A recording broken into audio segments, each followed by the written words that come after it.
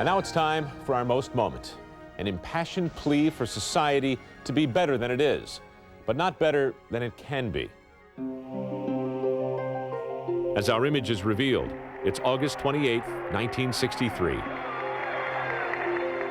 And 250,000 people are making sure their voices are being heard during the March on Washington for Jobs and Freedom.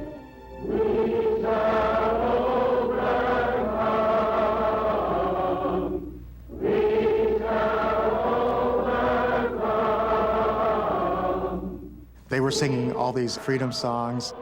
Everyone was singing, "We Shall Overcome." I was 19 years old, and I basically hitchhiked a ride with some people I found were going. I had grown up in a small town in New Mexico where there were only 3 black families. I'd never seen so many black people in one place and one time. I have the pleasure to present to you Dr. Martin Luther King, Jr. I think that when you're at an event that becomes a historic event, you don't know that. But I didn't know it that I was at the great March on Washington for Jobs and Freedom. I knew I was at a march. I didn't even know how many people were there. And I certainly didn't know that I was present for a great speech. Free at last! Free at last!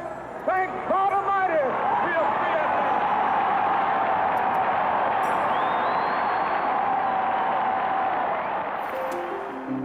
Martin Luther King Jr. was born in 1929, the son and grandson of Baptist ministers. In college, he studied the teachings of India's Mahatma Gandhi, picking up a powerful new weapon in his fight for equality. He was at first somewhat skeptical about the ability of nonviolence to change society, but I think during the Montgomery bus boycott, he became convinced that it was the best method available for oppressed people. In Montgomery, Alabama, in 1955, Rosa Parks made a stand for dignity by refusing to relinquish her bus seat to a white person.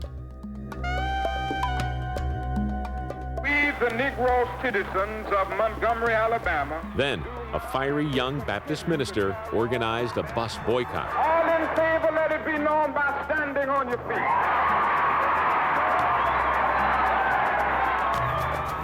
But King's growing prominence among the movement's leaders would come at a cost. He was arrested 12 times, his house bombed, his family threatened. Undaunted, Dr. King went to Birmingham, Alabama to organize massive demonstrations in the spring of 1963 and clashed with the forces of Police Chief Bull Connors. I remember in Birmingham, Alabama, when we were in that majestic struggle there. We are masters in our nonviolent movement in disarming police forces. They don't know what to do.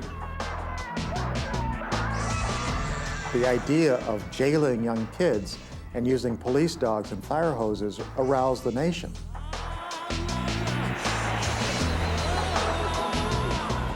And finally, after the Birmingham campaign, Kennedy decided to introduce the landmark civil rights legislation that became the Civil Rights Act of 1964. We are confronted primarily with a moral issue. It is as old as the scriptures and is as clear as the American Constitution.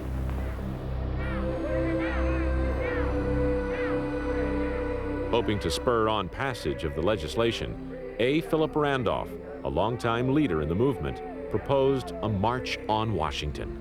Negroes want the same things that white citizens possess.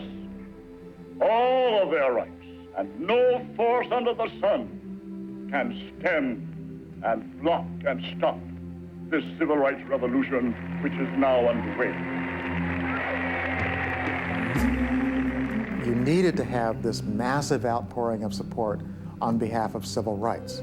That it was a wonderful event, and of course climaxed by Martin Luther King.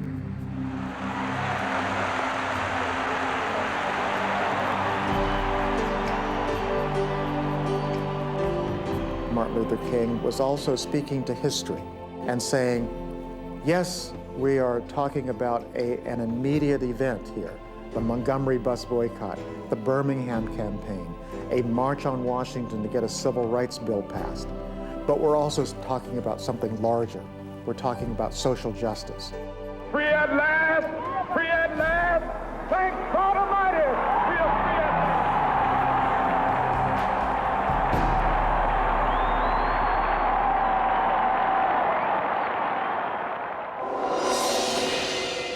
The year following King's speech, the landmark Civil Rights Act of 1964 was passed. That year, Dr. King was awarded the Nobel Peace Prize, a fitting tribute to a man who, by speaking from his heart, had touched the world's soul and created a transcendent moment in the history of human rights. For the History Channel, I'm Mike Rowe. Join me next time on The Most.